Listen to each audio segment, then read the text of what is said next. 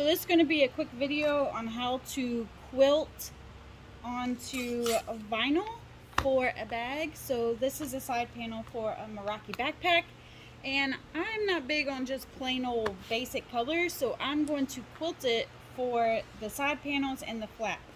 So the way that I do it is I cut out my pattern piece as you see here, and then I cut out the foam bigger than the piece that you want to quilt on, because when you quilt, the vinyl and the foam is going to shrink up. So if you cut it right along the edges, you might find that it shrinks up so much that your foam is smaller than your side panel. So, and it just helps it keep a little bit bigger.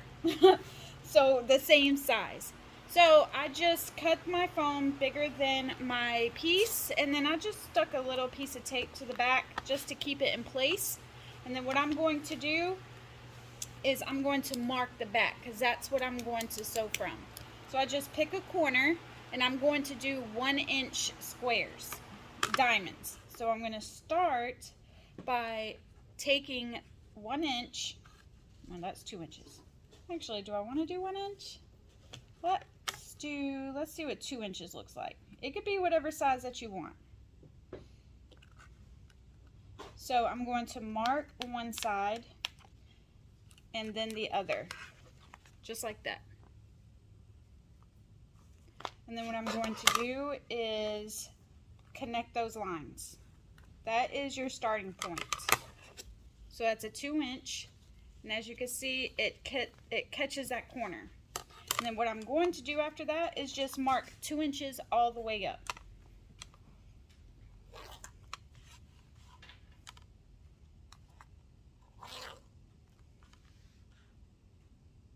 If 2 inches seems to be too large for you, make it 1.5, or you can even make it 1 inch. I would not go below 1 inch, because then it will really draw up on you.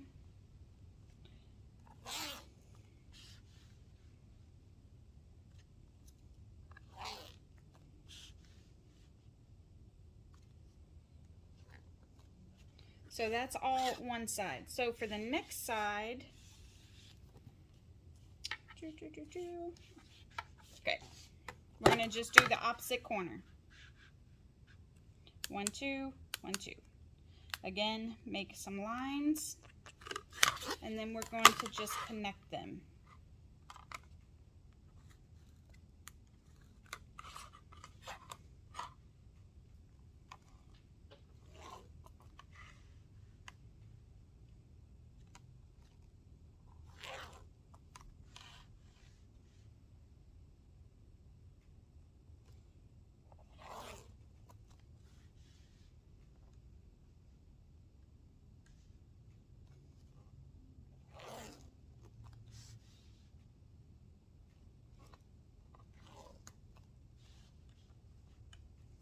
And that's gonna trail off.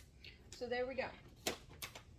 There's our lines. And I like to just start in the middle so it will hold this in place. If you can see it, yeah. Just start away from the edge and it will hold it in place.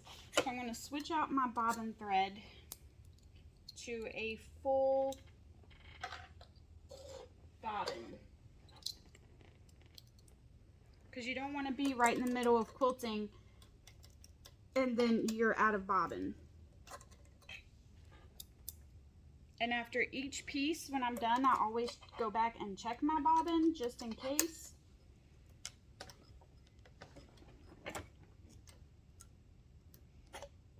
And then I have my stitch length to a 4.5. All right. I'm going to start on the edge, and yes, I like to backstitch.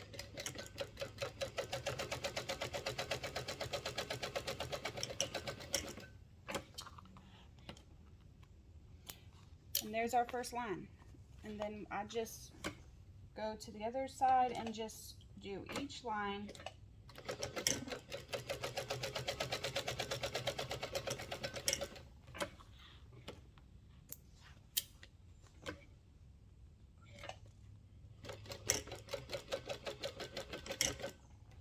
And at at least for me, I always start from the same side.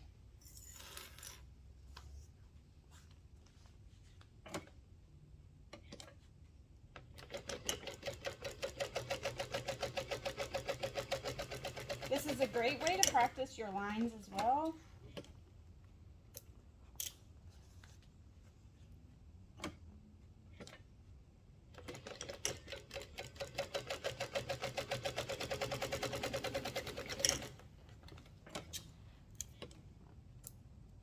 As you can see, it's starting to pull in.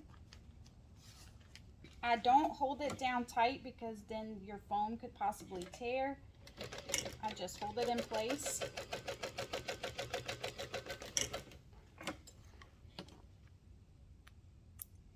And this last line, yep, it hits that corner.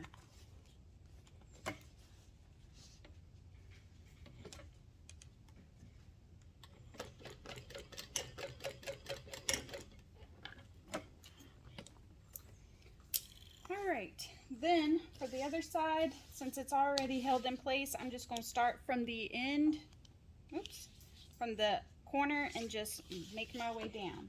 Again, I'm going to start on the same side for every one.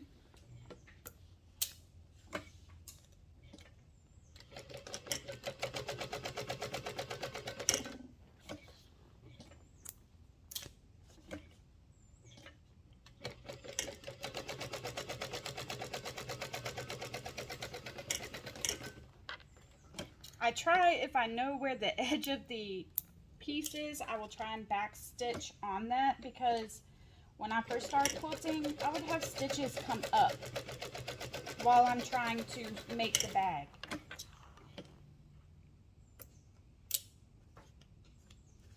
As long as you get your back stitch within your seam allowance, it shouldn't matter.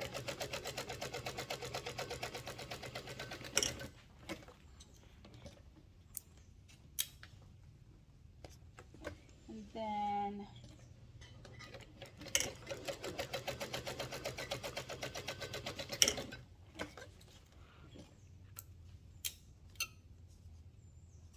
yep, that corner is on there as well.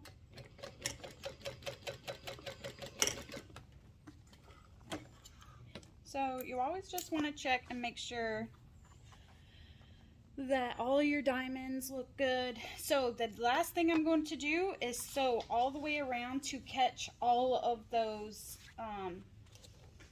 all of the ends. It's going to be caught in my seam allowance, but at least they won't come undone once I trim this foam off.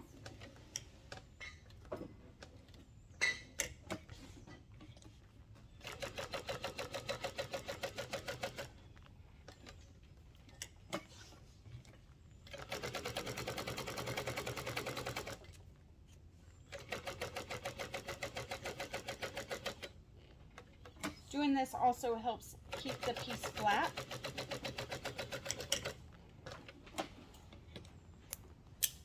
And now we can just trim all of this off.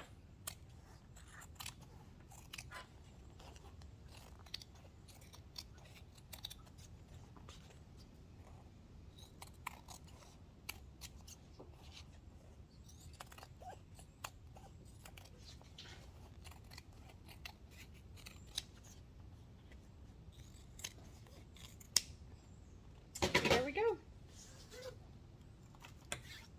That is how you quilt, and it's very simple, very easy to do, and yet looks really classic. So it's a little quick video on how to quilt. If you have any questions, let me know. Again, this is a 2-inch square. Just keep in mind, the smaller your square, the more your pattern piece will draw up, and just make sure to leave yourself enough room along the edges for extra foam. So I hope you enjoyed the video. If so, don't forget to leave a thumbs up and subscribe. Deuces!